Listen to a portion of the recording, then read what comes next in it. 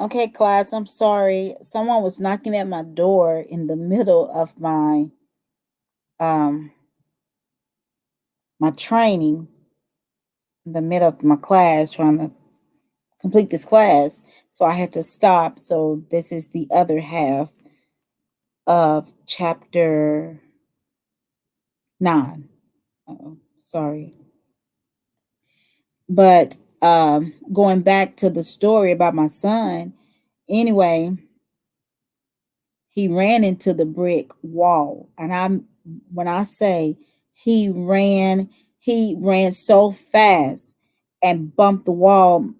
My aunt was really scared when she called me because I could tell on the phone it was like it was not a normal phone call. And she even said, I don't know why he didn't black out. He bumped his head that hard. He had a knot sitting on his head and he was fine. He said he didn't feel different. He didn't, you know. And I sat there a couple of minutes, and finally, I said, "Well, I think we need to go into the UR just to make sure, to the emergency room, just to make sure, that nothing seriously is going on." So we went to the ER, and they monitored and watched him, gave him medication, told me, don't let him sleep for so many hours, got to keep him up for a while, because they were even shocked that he didn't pass out or anything. But to this day, I just knew, I said, oh, that scar, that knot is not going to go away on his forehead. But it did go away, and you can barely see the little scratch on his head. But it was the scariest thing ever.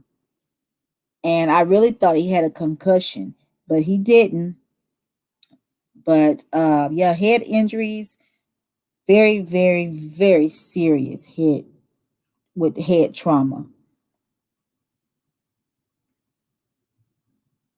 Okay. Think, pair, share. Why are young children at high risk for unintentional poisoning? What signs would suggest a potential poisoning? How would you determine what type of substance a child had ingested?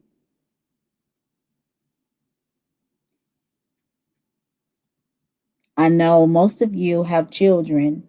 Have you ever had an experience with a child of your own, or even a child at the center or where you work that in ingested something that was poison that they shouldn't have?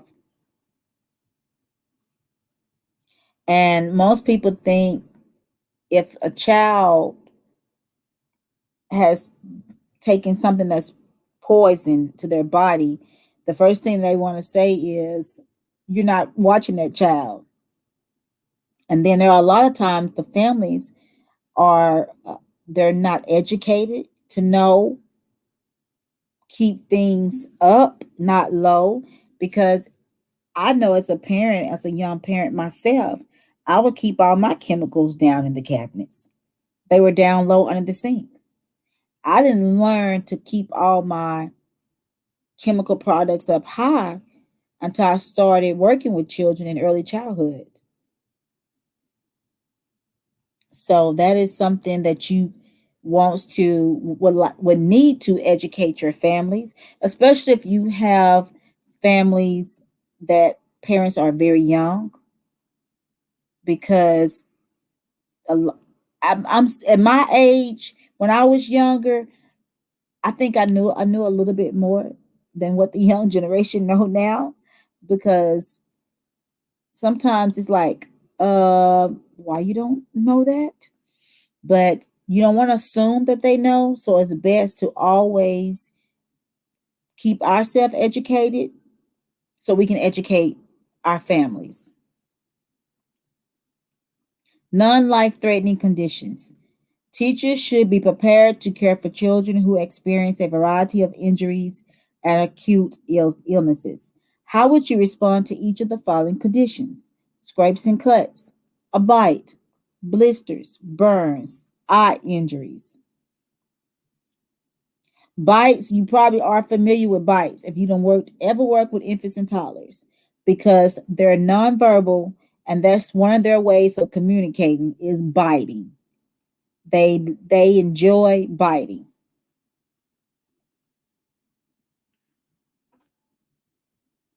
And I'm gonna go back to this slide. Scrapes and cuts. Children falls. I used to tell my daughter, I think you're accident prone, because every 5 to 10 minutes or every day she had another little scratch on her where she done fell down or something. And I was like, girl, are you accident prone? So with children, that's typical the norm, scrapes and cuts. We had one today. We had to um,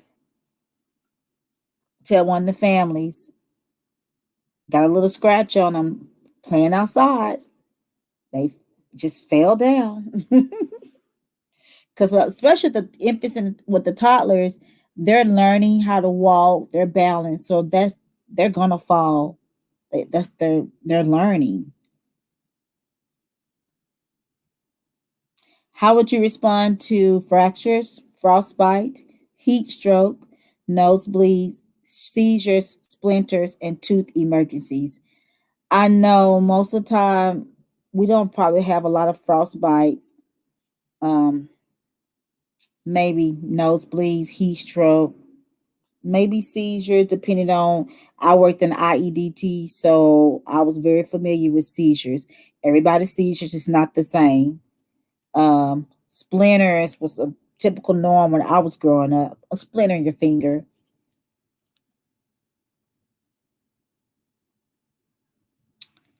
Okay, so we're not gonna do a reflection activity for this week, but I'm gonna go over assessment one. A child who sustained a hard bump to their head and has unequal pupils should be treated for perceptual motor disorder, shock, skull fracture, or a concussion. If you said concussion, you are correct. A burn that is red but does not blister is classified as a minor degree, first degree, second degree, or third degree. First degree.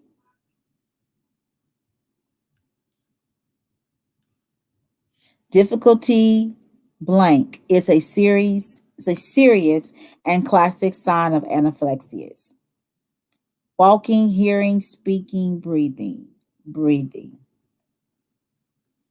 And that is all for chapter 9.